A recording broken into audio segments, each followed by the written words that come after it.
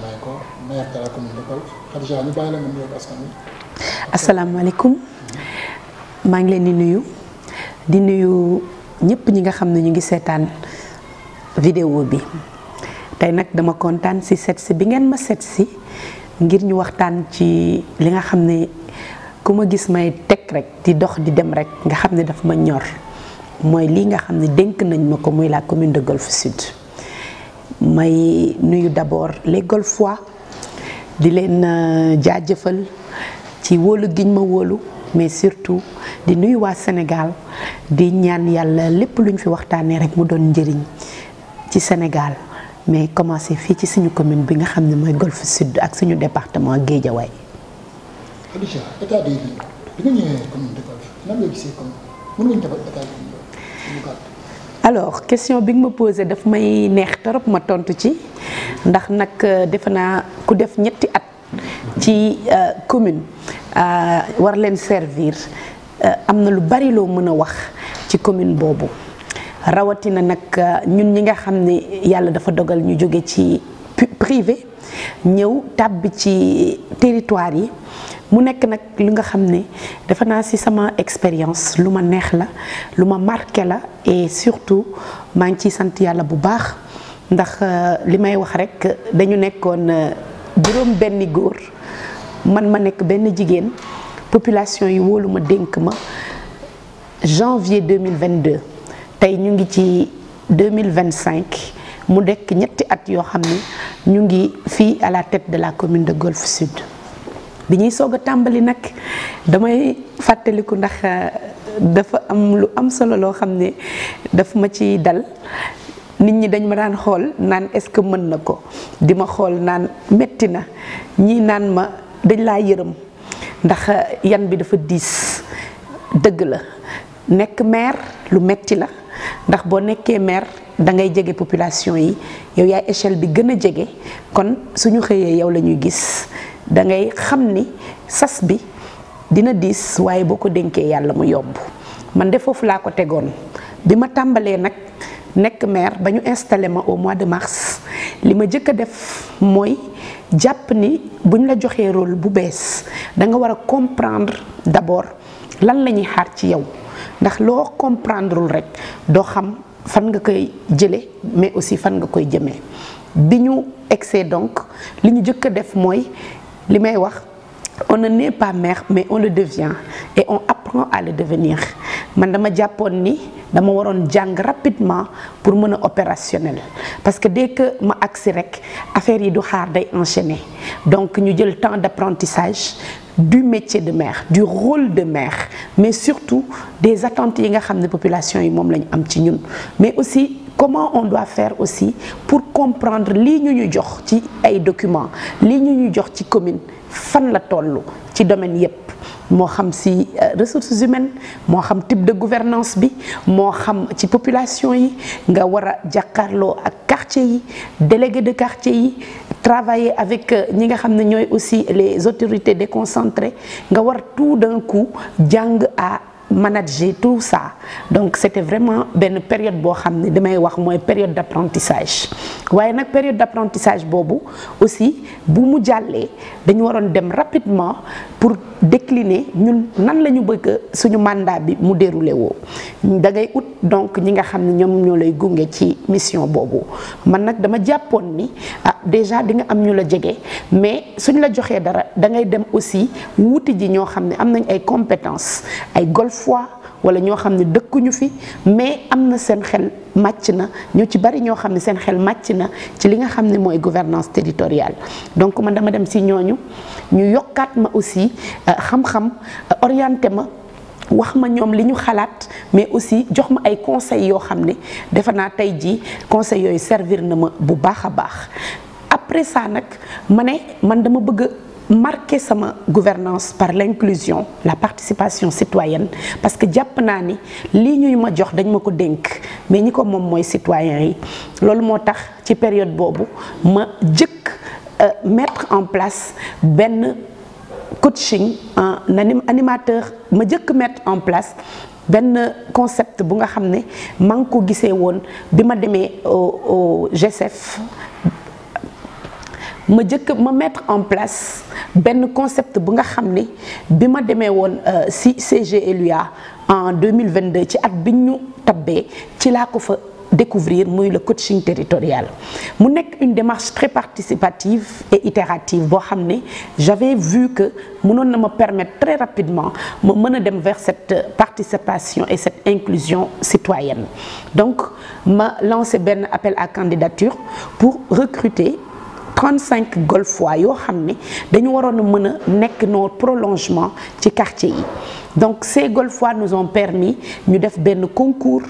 ñu recruter ci 35 former leen sur lépp li nga xam ne c'est l'animation du territoire, la connaissance du milieu, mën ko appliquer à n'importe quel sujet. Et loolu mooy nos animateurs en coaching territorial qui nous ont beaucoup soutenu au début de notre mandat à maîtriser les données yi nga xam ne moom moo nekkoon ci suñu territoire. moo xam ce sont des données économiques, moo xam l'assainissement, moo xam les questions des associations, les questions des jeunes, des femmes, de l'environnement, questions yëpp dañu dem ci suñu population yi waxtaan ci ak ñoom pour am le ressenti et tâter le pouls. Loolu bi mu weesoo je n'ai pas hérité malheureusement d'un plan de développement communal qui me permettait en fait de voir quels sont les projets en cours sur lesquels mën naa inscrire. J'ai hérité d'une commune malheureusement où il n'y avait pas de plan de développement communal et je veux dire sans risque de me tromper que bi ma génnee aussi dem à la découverte du patrimoine bi nga xam ne moom la commune bi war a gérer moo xam marché yi la moo xam école yi moo xam poste de santé yi à la limite bi ma yegg si waatee dama ne lii doy na waar torop. Ay école yu nga xam ne tey y a 3 ans il y avait peut-être boo fa duggee sa doom doo bëgg mu jàngee fa man c'est de ça que j'ai hérité. Quand je rentrais dans les toilettes damay ne ci dugg rek génnaat su ma demee ci poste de santé yi kazalika lépp nekk chantier dans la commune de Golf Sud. En termes de foncier bu ma xoolee aussi mën naa ne je n'ai pas hérité de foncier ma ne lii doy na waar tey bu ñu waree def ay projets structurants fan lañ koy teg ma gis ni aussi loolu c'était vraiment un gap très important. boo jëlee aussi l'organisation des quartiers ndax conseil de quartier yi mu ngi dox ak yooyu tu te rendais compte que yëpp dafa nekkoon en léthargie. Donc c'est-à-dire que man j'ai hérité d'une commune boo xam ne tout est à faire boo wëlbati ko nga jëlaat tamit l'administration communale. Je pense que déggoon ngeen ko fii bi may soog a egsi ñu ne que madame la mairesse Khadija Mahécor dafa dàq ay employés. Je peux juste me permettre tey d'éclairer parce que c'était pas le cas jàppewuma ko noonu parce que j'estime tout simplement que ma prédécesseur n'était pas candidate à sa propre succession et que man en tant que maire qui doit arriver, je trouvais que c'était inconcevable à la veille de son départ muy signer plus de 60 CDI yoo xam ne man la koy jox comme héritage. Donc je me suis dit que déjà avec pléthore d'employés yi ma fi fekk plus de 200 dans la commune de Golf Sud plus ce nombre-là commune bi dina dem ba dootul am sax capacité mën a faire face en fait à ses dépenses de fonctionnement, ses salaires et que lépp lu nga xam ne commune bi daf koy gagner dafa nar a jàll foofu. Donc il fallait prendre ses responsabilités et gouverner aussi c'est parfois prendre des décisions parfois difficiles mais nous l'avons fait. Au-delà de ça je me suis dit que quel type de ressources humaines l'a hérité. Tey jii soo xoolee dans nos communes ce n'est pas propre à la commune de Golf Sud mais je peux parler de la commune de Golf Sud parce que c'est un sujet que je maîtrise. Nous avons énormément d'attentes par rapport aux populations am ay sujets yoo xam ne dañu ciy xaar di am aussi ay compétences yoo xam ne moo ñu war a permettre ñu mën a répondre à ces attentes mais tey soo xoolee les profilages que nous avons dans les communes en tout cas dans ma commune il y a énormément de gaps entre les ressources humaines yi nga xam ne ñun moom la ñu war a am tey en termes d'aménagement du territoire, en termes de conception et de suivi réalisation de projets, en termes de management, il y a même des problèmes de process et de procédures yoo xam ne de travail collaboratif mais nan la ñuy def tamit ba nga xam ne les agents des collectivités locales dañuy nekk dans un mode de service aux citoyens mu nekk ay valeurs yoo xam ne tey malheureusement man loolu laa xam te ci la mûrir côté professionnel fekkuma ko fi. Donc tout cet environnement me disait que il faut que me retrousser waat mes manches pour décliner carrément fan laa bëgg a dem avec la commune de Golf Sud. D'abord soo egsee da ngay fekk ay urgences da da ngay fekk ay urgence l'école ay écoles yu amul ay murs de clôture nga war ko defar c'est des urgences soo demee ci population yi ñu ne la dañu bëgg nga defal leen pavage mais yow en tant que exécutif au niveau local soo xoolee par rapport ak le diagnostic initial bi ngay def nga fekk ay postes de santé yoo xam ne y a des choses à faire nga fekk ay écoles yoo xam ne c'est la même chose nga fekk ay toilettes yoo xam ne c'est inconcevable ñuy bàyyi suñu doom yi ñu ciy dugg nga fekk tey jii ay cases des tout-petits et autres moi je me suis dit le pavage dafa baax parce que ça participe si li nga xam ne moom mooy améliorer le cadre de vie mais d'abord les urgences yi nga xam ne mënul xaar donc dans ce cadre nous avons refait des murs de clôture yoo xam ne da nga amoon ay écoles yoo xam ne les classes dañ doon jàkkaarloo ak kër yi y avait pas de sécurité pour nos enfants man loolu mënuma ko woon concevoir donc je me suis dit que dama koy def bien que pavage bi baax na mais loolu urgence la tey je peux donner l'exemple de l'école UNESCO boo leen fa demee di ngeen ko gis boo leen demee parcelle unité 2 di ngeen gis la même chose on l'a fait parce que il fallait le faire boo jubloo ci loolu tu reçois un courrier boo xam ne préfet bi daf la naan dama am case des tout-petits boo xam ne état bi dafa nekk tellement délabré que dañ koy obligé tëj par mesure de sécurité yow da ngay laaj sa bopp li nga xam ne ñu ngi la koy laaj d'abord mooy le pavage et autres mais est-ce que tey jii école boobu da nga koy bàyyi mu tëj wala da ngay dem vers le pavage nous avons choisi en toute responsabilité defaraat cette case des tout-petits qui est à Faysal mun ngeen fa dem visiter ko et je pense que c'était une décision qu'il fallait prendre parce que moment boobu loolu moo nekkoon urgence nga évoluer dem tamit à Las Palmas nga ñëw visiter case bi aussi parce que moi j'ai dédié mon mandat à l'éducation nga fekk fa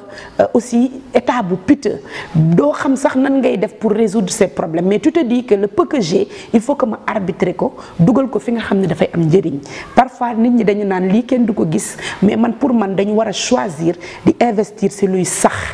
te case des tout-petits boobu aussi y avait vraiment beaucoup de problèmes ñu def ko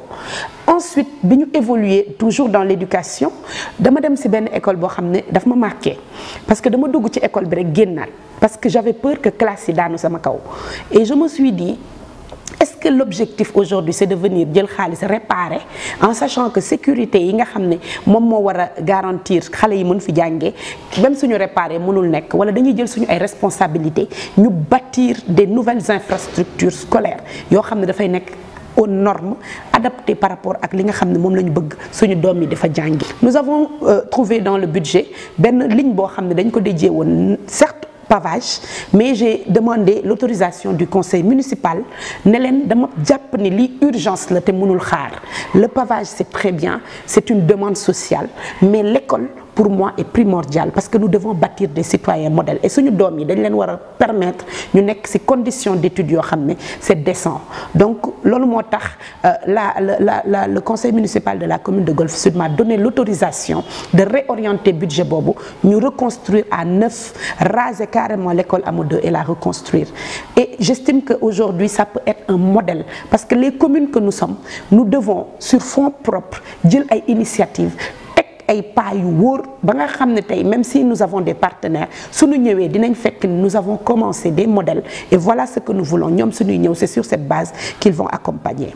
aussi ñu xool toilettes des écoles ma gis ni qualité bi may xaar pour que xale yi ñu mën a am les conditions d'hygiène idoines pour mën a dugg ci seen ay toilettes amu fa nga am école yoo xam ne boo demee visite dañ lay wax xale yi dañu ñëw parfois surtout jigéen ñi suñu nekkee en âge de voir leurs règles ou même sans ça dafay yàq seen jàng am xale yoo xam ni dañuy génn ci toilettes yi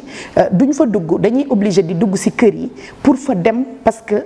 dañu seexlu te ku ko natt ci sa bopp rek nga xam ne am na loo xam ne waruñu ko seetaan donc nous avons dit que même pour des mesures de sécurité parce que xale yi dugg ci kër yi lu nekk mën na leen fa dal notre but aujourd'hui aussi c'était pour proposer des plans.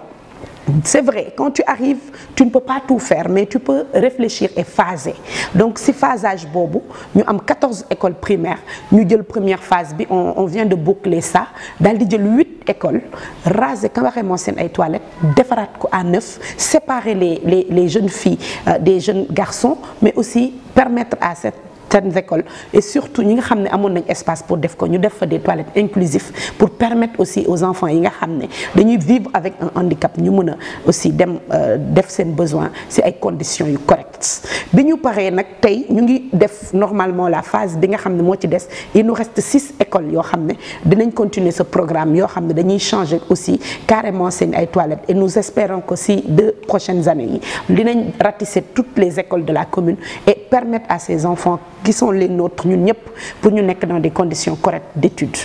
bi ñu paree ci loolu aussi toutes les écoles yi nga xam ne dafa amoon ay urgences que ce soit des fenêtres yoo xam ne dañ ko doon condamné def ci brique parce que y avait pas le choix wala mu nekk ay toits yoo xam ne dafa doon bënn wala ngay gis ay xale yuy jàng jàkkaarloo ak asamaan si wala nga gis ay classes yoo xam ne porte yi mooy vraiment des situations mais quand je le raconte aujourd'hui je me rends compte que c'était vraiment la catastrophe. Ñu décider ni on va essayer dans un premier temps de répondre à ces urgences refaire des fenêtres xoolaat table banc yi yàqu ñu defaraat ko porte yi ñu defaraat ko refaire les murs de clôture mais aussi permettre en fait à ces enfants plus de sécurité si li nga xam ne mooy seen condition d'étude. On a aussi accompagné les enseignants si ñuy def examen ñun la commune de Golfe Sud nous mettons un point d'honneur à accompagner pour la correction parce que tamit xam nañ ni enseignants yi comme j'ai l'habitude de le dire c'est un corps très important parce que ñoom ñooy former suñu ay doom donc le peu que ñu mën quand ils sont en période d'examen ñu ngi koy def aussi pour accompagner. De la même manière chaque année dans la commune de Golfe Sud nous mettons l'accent sur ay fournitures de qualité yoo xam ne dañ koy jox école yi parce que jàpp nañ ni dañu war a jàppale un temps soit peu même suñu mënul lépp nos enfants sur le budget de la collectivité parce que rentrée dafa metti parents yi dañuy am vraiment des difficultés donc ça aussi c'est des choses yoo nga xam ne chaque début d'année dañuy liggéey ak les enseignants xool lan mooy seen ay besoins ñu def ko. Augmenter aussi par rapport aux rames de papier qui sont aussi des besoins parce que tey xale yi seen examen yi c'est plus comme avant dañ koy def di ko photocopier ci ay rames de papier nous dotons en fait en quantité vraiment assez intéressant suñu ay écoles pour ñu mën a vraiment permettre aux enfants ñu nekk ci ay conditions d'études idoines. Su ma jëlee loolu aussi je pense que la commune de Golfe Sud est l'une des communes qui a le plus participé ci li nga xam ne mooy la fête de l'excellence qui a été initiée par l'inspecteur bi fi jógee. Et ñu ngi koy remercier ci wóolu bi ñu ci wóolu jiital ñu ci ñu def ci aussi suñu kem kattan ba nga xam ne les élèves yi nga xam ne c'était les meilleurs élèves de du département de Guédiawaye on les a primés. Au-delà de ça ñu jàpp ni tey dafa am lenn li nga xam ne dafa am solo aussi muy la santé boo ñëwee dugg ci secteur santé dañ lay ne par exemple il y a une maternité boo xam ne fekk naa ko fi ñu ne ma maternité bi inauguré nañ ko mais kenn du fi accoucher est-ce que xam ngeen ni unité 1 ba 6 des Parcelles Assainies ak Fadia pendant longtemps déjà amul maternité nga gis ñi nga xam ne tey suñu nekkee en état de grossesse dañuy def seen suivi mais su accoucher jotee dañuy dem accoucher ji Parcelles c'est-à-dire hôpital Mame Abdou wala ñu dem Nabil Choucair parce que tout simplement Parcelles Assainies unité 4 il y avait pas d'équipement pour la maternité nous l'avons fait nous avons équipé la maternité ñu pare ñu ni ñu que ni sage-femme bi aussi malheureusement dëkku fi te guddi bu ñu amee ay problèmes on est obligé voilà de gérer wala ñu référer leen ci yeneen structure on s'est dit que li urgence la bien que pavage bi encore une fois baax na waaye balaa nga naan rafetal da ngay jëkk ci li nga xam ne mooy structurant parce que tey logement de sage-femme ça ne doit pas être un luxe ça doit être la normalité donc on a construit logement de sage-femme pour venir aussi en appoint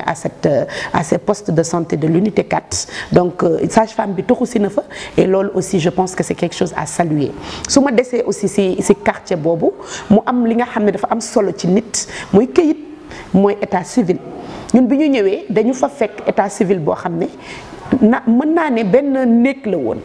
néeg boo xam ne les registres ak yëpp c'était vraiment dans des conditions yoo xam ne ça ne respectait pas les conditions de sécurité documentaire mais aussi bu fa document réeroon sama responsabilité lay doon en tant que maire officier aussi d'état civil ma def juste benn test ma dugg si daal di jël benn registre téye ko woo l'officier ma ni ko lii de foofu laa ko jëlee ni ma ko defee noonu la ko keneen mënee defee mu leer ñu ni kon suñu document yi nga xam ne suñu ay citoyens ci seen vie ci la dépendre parce que l'état civil est sacré lii c'est à la portée de chacun ku bëgg a yàq su ko jëlee yàq. On s'est dit que c'est une urgence de terminer l'état civil. On a vraiment hérité d'un état civil boo xam ne mu ngi fa woon ñu commencé ko pendant 5 ans kenn terminé wu ko mu am ay fonds PNDL yoo xam ne ci projet boobu la waroon def kenn exécuté wu ko mu doon empêcher aussi à la commune de Golf Sud mu mën a concourir pour am yeneen fonds ñu investir defar ko livrer ko ba tey soo demee à l'unité 4 des Parcelles Assainies on a un état civil flambant neuf boo xam ne nit ñi suñu soxlaa këyit dañuy nekk ci conditions yoo xam ne mën nañ leen ko jox en toute sécurité et mën na embrayer foofu wax aussi là ça fait moins d'1 mois nous avons lancé aussi la digitalisation de l'état civil de la commune de Golf Sud la formation des agents a eu lieu doté nañ leen en matériel nous remercions aussi le programme Nekkal bi nga xam ne dafa choisir la commune de Golf Sud comme commune pilote pour ñu mën a aller vers cette digitalisation de l'état civil maanaam dinañu def fii quelques mois dootuñu nekk di bind di def ay erreurs wala muy am vraiment des problèmes yi nga xam ne dafay lié à un document d'état civil mën nga toog sa kër def sa demande dans les jours et dans les semaines qui viennent inchallah Golf Sud soo soxlawee ca këyit da ngay toog sa kër def sa demande wala soo excès soo defee demande rapidement vu que numériser nañu l'ensemble des documents il reste une toute petite partie dinañ dépasser en fait aussi fi ñu toll woon mu nekk aussi un service aux citoyens soo jógee ci loolu aussi nous avons construit là-bas benn salle boo xam ne c'est une salle moderne boo xam ne tey on va l'équiper cette année pour permettre de recevoir des formations pour permettre en fait mu nekk foo xam ne xale yi mën nañ leen fay former mën nañ leen fay permettre association yi di fa regrouper wu et ça aussi c'était une demande boo xam ne nous avons pu accéder à ça mu des nag leneen li nga xam ne c'est la maison des jeunes bi nga xam ne on a un véritable projet bu nga xam ne ça va être une maison des jeunes mais pour une maison communautaire boo xam ne nous sommes en train de travailler sur ce projet là su ma génnee foofu aussi damay dellu maternité bi nga xam ne aussi moo nekk à Fitmith ñoom aussi ñu amoon un problème de logement de sage-femme on s'est dit que c'est vrai Fitmith ils me disent que dama waroon na defar pavage bi ci kanam mani leen oui mais avec le peu de moyens qu'on a dañuy arbitrer je préfère d'abord ñu defal logement bi sage-femme bi ñëw dëkk foofu aussi kam nga xam ne guddeeg bëccëg moo ci yem elle est sur place et s'il y a des urgences elle peut déférer à ces urgences loolu c'est dans la santé et de la même manière on a doté les postes de santé parce que man bi ma fi ñëwee bi ma xoolee laajte dañ ma ne depuis 2017 les postes de santé n'étaient plus dotés en médicaments alors que dans les documents qu'on nous a transmis les budgets étaient écrits je me suis dit que c'est un point d'honneur pour nous pourquoi parce que tey boo doté poste de santé c'est un pouvoir d'achat booy def ci ménage yi parce que nit ñi suñu demee ci poste de santé yi ñu fekk fa garab yi nga xam ne moom la ñuy jënd à des coûts sociaux boo waree def ordonnance mu war a doon 5000 nga def ko à 1000 francs vous avez gagné 4000 te loolu aussi am na njëriñ am na solo sur santé communautaire au-delà de ça aussi ñuy liggéey aussi ci li nga xam ne mooy ay programmes yoo xam ne de sensibilisation yoo xam ne jàpp nañ ni au niveau central dañ koy def mais ñun aussi dañ ci war a dugal suñu loxo au niveau communautaire pour accompagner aussi la connaissance yi nga xam ne war nañ ko am dans différents secteurs yoo xam ne c'est lié à la santé de nos concitoyens su ma jógee foofu damay dem dugg ci marché yi ndax marché yi aussi lu am solo la ñu fekk fi tey 7 marché benn bu ci nekk kan li ma fekk ci école yi fekk ko ci santé bi moom laa fa fekk le marché Serigne Mansour par exemple mu nekk marché boo xam ne toiture sax amu ko woon le hangar du marché était livré à même le ciel li ñuy wax on s'est dit que lii tamit urgence la ndax fii la ñuy liggéeyee fii la ñuy suturloo fii la ñuy fayee juuti bi bu fekkee ni le minimum mënuñu ko assurer amuñu droit demander leen juuti donc on s'est dit que on va refaire le hangar on l'a refait ñu demaat aussi au marché Taïba kazalika problème bi même chose boo demee marché unité 3 aussi on a refait le hangar En plus de ça, les toilettes yi fa nekk parce que aussi il en va de la dignité des commerçants yi nga xam ne tey ñooñu ko demandé woon dans le cadre d'un budget participatif mu nekkoon marché Mame Diarra ak marché tey ba ñu defar ko aussi parce que c'était aussi une requête venant des populations. su ma jógee ci loolu aussi nous avons travaillé aussi dans un domaine boo xam ne pour man c'est essentiel muy l'éclairage public. L'éclairage public pourquoi? Parce que quand je suis arrivée dans la commune dafa am remarque bu ma defoon parce que man dama campagne dox et dama daan nekk ci quartier yi ba ay minuit 23h et li nga xam ne moo ci gënoon frappé mooy ni commune bi lëndëmee woon. Donc dès que je suis arrivée dama demandé au service ñu def un diagnostic de ces lampadaires pour ñu xam exactement ñun fan la ñu toll ak qu'est-ce qu'on peut mettre en place pour pouvoir en fait apporter une solution.